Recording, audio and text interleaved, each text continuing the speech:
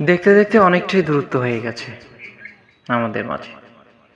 হয়তো আর কখনো আমরা কাছাকাছি আসতে পারবো কিনা আমার জানা নেই। সবকিছু প্রায় শেষ, তবে কয়েকটা প্রশ্ন ছিল তোমাকে বলার। কেন তুমি এটা আমার সাথে করলে?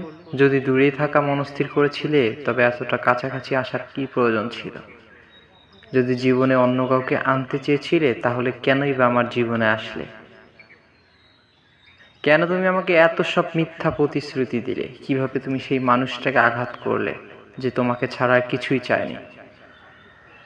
কখনোই। শুধুমাত্র নিজের ভালো থাকার জন্য আমাকে এভাবে বেঁচে থাকতে মৃত্যুর মুখে ঠেলে দিলে।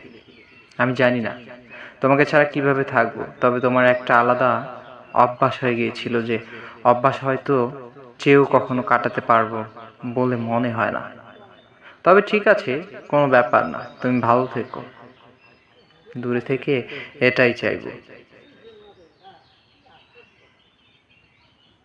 এখন আর কাউকে অযথা SMS করে ডিস্টার্ব করি না। খুব প্রয়োজন ছাড়া কাউকে ম্যাচও দেই না। অনলাইনে আসি, রিলস দেখি, স্টোরি দেখি, আর কারো কমেন্ট আসলে রিপ্লাই দেই। আমার ফোনটা সবসময় এখন সাইলেন্ট মুডে এই অবস্থায় থাকে। এজন্য বাড়িতে আমার মানুষের কাছে কম কথা শুনতে হয়। আমি ভিড় সমাগম থেকে একটু দূরে থাকতেই ভালোবাসি। অন্ধকার রুম আমার বড্ড প্রিয়। কারোর সাথে তেমন মিশি না, এজন্য অনেকে কথা বলে। তবে আমাকে সময় শিখিয়েছে, নিজেকে বুঝতে হলে নিজেকেই খুঁজতে হবে। প্রিয়, তুমি শুধু বেইমানি করনি, তুমি আমার জীবিত দেহটাকে দাফন দিয়েছ। তুমি আমাকে নীরবে খুন করেছ, কিন্তু কোনো প্রমাণ রাখোনি। তুমি শুধু আমায় কাঁদাওনি, তুমি আমার ভেতরটা ক্ষত বিক্ষত করে দিয়েছ। তুমি আমায় এতটাই নিঃশব্দে ঠকিয়েছ যা আমার আল্লাহ ছাড়া কেউ জানল না। তুমি এতটাই ভেঙে দিয়ে গেছো যে নিজেকে আর খুঁজেই পেলাম না।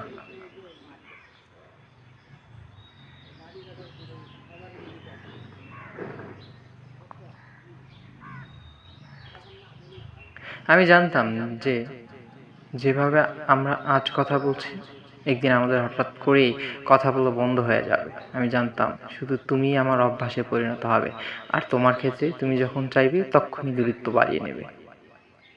আমি জানতাম তুমি কিছুদিন আমার সাথে থাকলেও একদিন ঠিকই আমার উপর থেকে তোমার মোহ কেটে যাবে। আমি জানতাম যখন আমি তোমাকে আমার সর্বোচ্চ দিয়ে ভালোবাসবো, ঠিক তখনই তুমি নিজেকে আমার থেকে দূরে সরিয়ে নেবে।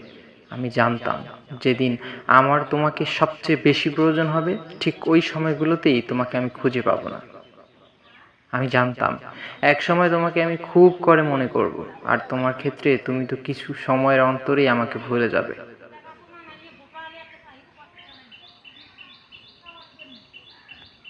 সবটা জেনেও আমি তোমাকেই ভালোবেসেছিলাম। আমি চাইলেই আমাকে আটকাতে পারতাম, তাহলে হয়তো এসব কিছু হতো না। আমি জানতাম তুমি একদিন ঠিকই বিচ্ছেদের খাতায় আমার নামটা রাখবে। আমি তবুও তোমাকে ভালোবেসেছিলাম। সত্যি বলতে আমি নিজেই চেয়েছিলাম নিজেকে কষ্ট দিতে, তাই তো সবটা জেনেও তোমাকেই ভালোবেসেছিলাম।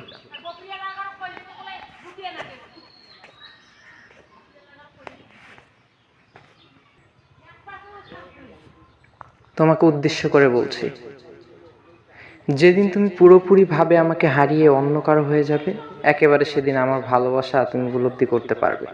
জীবনে যেদিন কারো কাছ থেকে ভালোবাসায় ঠকে যাবে, ঠিক সেদিন আমার কথা তোমার মনে পড়বে। তোমাকে হারিয়ে ফেলার ভয়ে কান্না করার মুহূর্তগুলো তোমার চোখের সামনে ভাসতে থাকবে, কিন্তু হয়তো সেদিন তুমি আমাকে চাইলেও আমি তোমাকে ফিরে নেওয়ার মতো কোনো সুযোগই থাকবে না।